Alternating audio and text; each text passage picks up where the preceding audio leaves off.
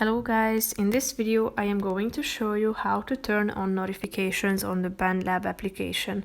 But first I just want to mention, don't forget to subscribe to my channel because at 10,000 subscribers I am going to show you my whole YouTube revenue statistics and growth strategy, how to make money online.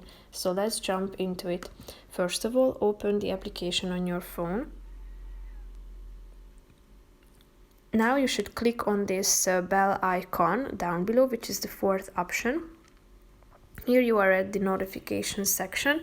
Tap on the turn on button down below in order to get updates when you have new followers, likes, comments. Click on the allow button. So now you have turned on the notifications on this section.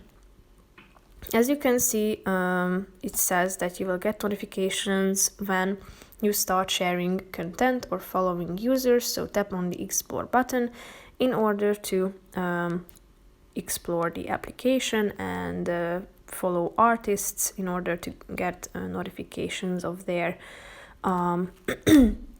works and their uploads. So tap on this bell button or ring button at the top of the screen.